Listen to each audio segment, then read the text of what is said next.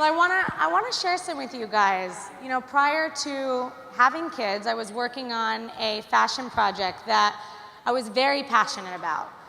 But once we became parents, you know, a part of me was dealing with the demands of being a new mom, and also with the thoughts and the pressure of rushing back to pick up the pieces where I left off.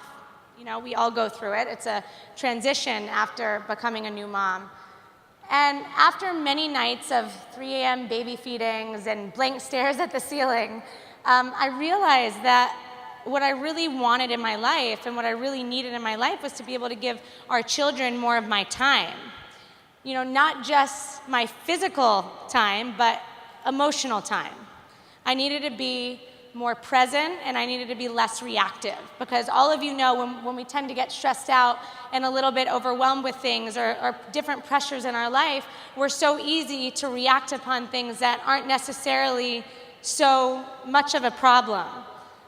And you know, I think it just came down to the fact that I wanted to be at the crossroads of our children's lives and not just at the sideline waving here and there.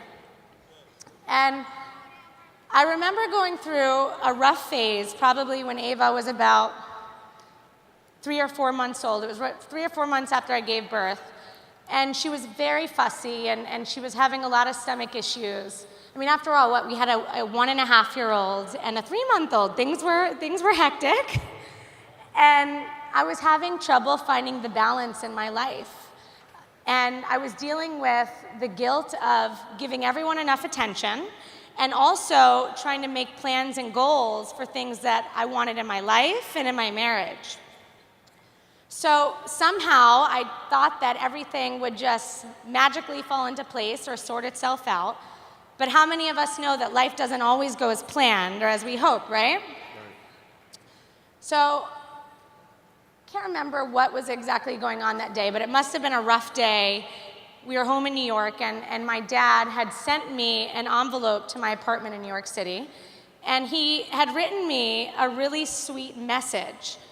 And he had also inserted an excerpt from a book written by, I'm not sure if any of you guys have ever read it, but it was a piece printed out from this book written by Nicole Johnson, which was called The Invisible Woman, When Only God Sees. Now, it's too long to read on stage, so I'm just going to read, give you the gist of it and read you a few things.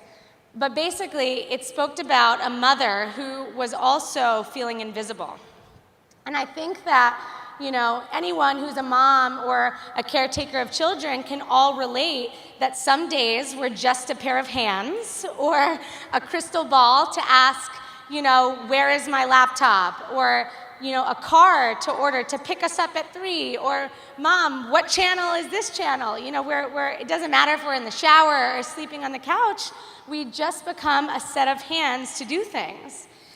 And she talks about how she was confused when a friend brought her back a gift from a trip overseas. She was abroad, and she brought her back a book about the great cathedrals of Europe. And she wasn't sure at the moment why she had given her this book, but after, you know, devouring the book and reading the inscription that her friend wrote inside the book, which said, "With admiration for the greatness of what you are building when no one else sees."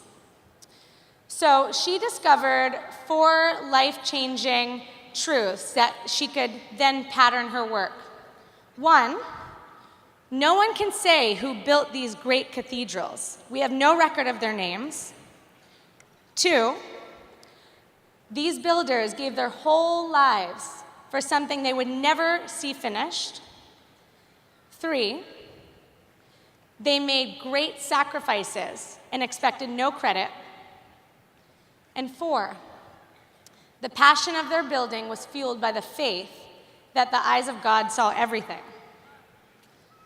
So she talks about the importance of keeping the right perspective as a great builder. As one of the people who will show up to a job every day that they might never see finished, to work on something that their names would never be on. And she went on to say that the writer mentioned something in the book, how that there would never be any new cathedrals that would ever be built in our lifetime because there are so few people in this lifetime, this generation, that are willing to sacrifice to that degree. So she finishes the excerpt from the book by saying, as mothers, we are building great cathedrals. We cannot be seen if we're doing it right, and one day it is very possible that the world will marvel not only at what we have built, but at the beauty that has been added to the world by the sacrifices of invisible mothers. So I had found my why.